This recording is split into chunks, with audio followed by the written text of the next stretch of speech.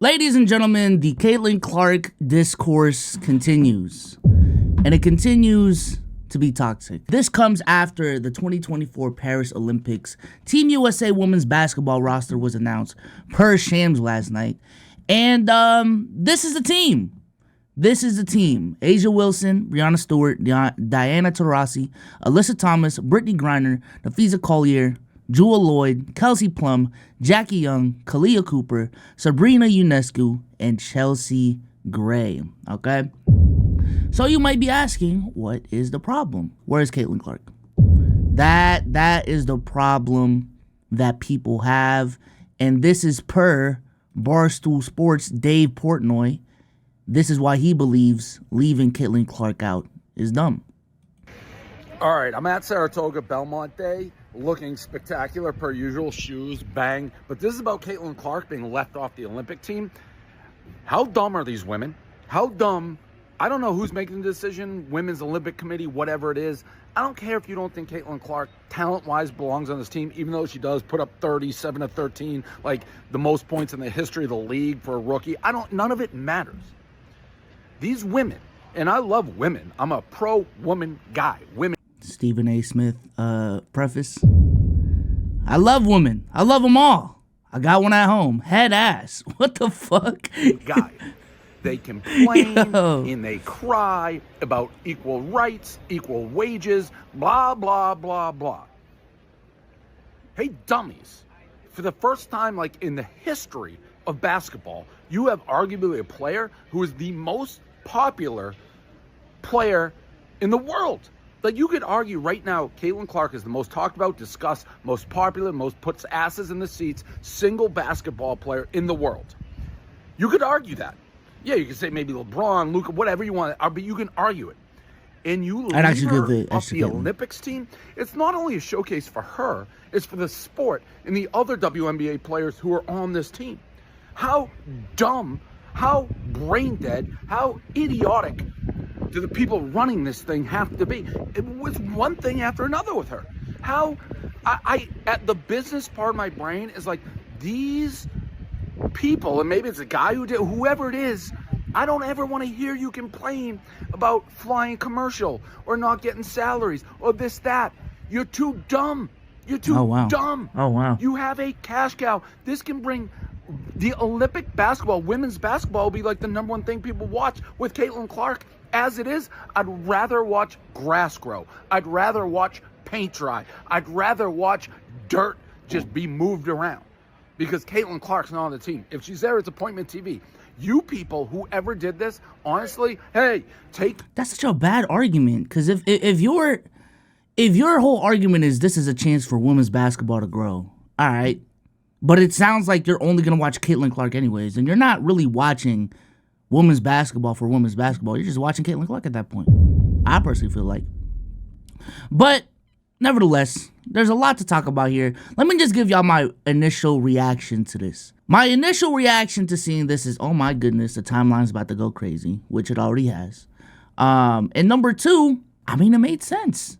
From an initial standpoint of like, if there are more deserving players to be on the team, I mean, hey, if there's one thing I've definitely noticed, and I already knew this going into it, was Caitlin Clark, as good as she has been as a rookie, she is not top-level talent in the WNBA yet, right? The same way when Luka came into the league averaging 19, great for a rookie. That shit ain't all NBA.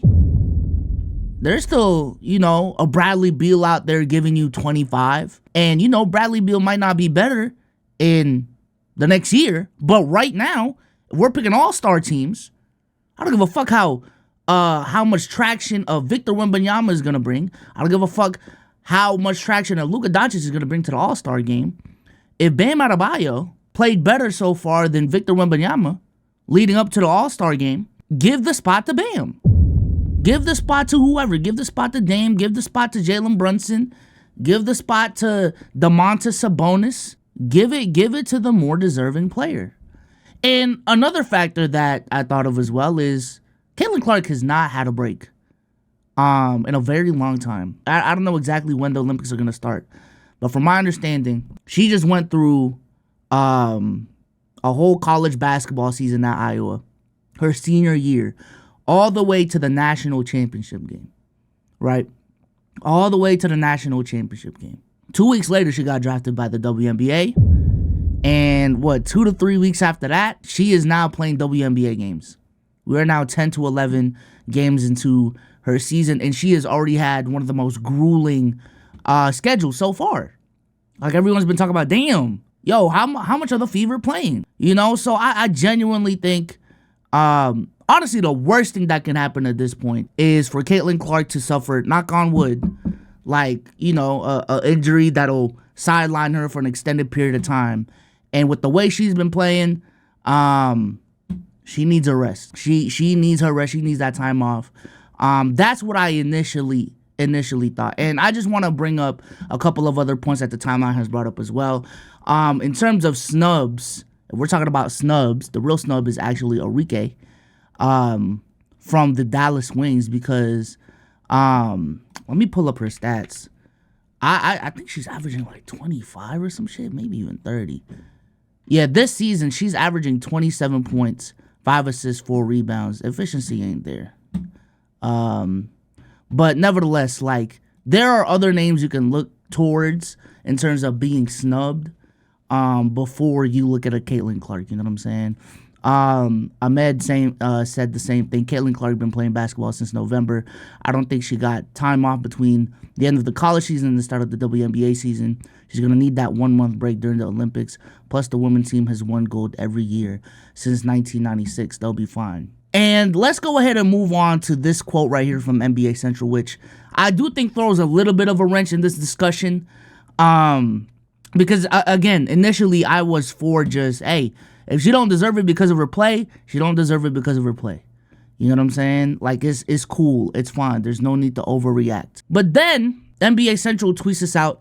Team USA veterans were concerned about how Caitlin Clark's millions of fans would react to her likely limited playing time on a stacked Olympic roster. 2 other sources, both longtime U.S. basketball veterans with decades of experience in the women's game, told USA Today Sports Friday that concern over how Clark's millions of fans would react to what would likely be limited playing time on a stacked roster was a factor in the decision-making. If true, that would be an extraordinary admission of the tension that this multi-million-dollar sensation, who signs autographs for dozens of children before and after every game, has caused the old guard of women's basketball. The 2 people spoke on condition of anonymity because of the sensitivity of the matter. So, you can read this in a varying amount of ways. And this is why I asked on a timeline, because I want to ask y'all this in the comment section down below as well. When I read this, I asked, am I tripping, or is this an admission that she would have actually made the team if it wasn't for the discourse around her? That was my initial question, was from this quote right here. Is this proof that the only reason she did not make the Team USA team wasn't because she didn't deserve it, wasn't because they didn't think she had the basketball chops to be on the team? It was because of the discourse around her. And to that I say, there is more credence on this, like, essentially being Caitlin Clark got hoed, right? I think it's one thing for her to, again, not be accepted onto the team because of basketball reasons, because they genuinely think the players in front of her are better suited for the team. It would be another thing if Caitlin Clark got an invite and she declined because, again, she wanted that rest. You know what I'm saying? It would even be another thing if they just came out and said that, yo, she's not on the team because she needs her rest and she's been playing a lot of fucking basketball.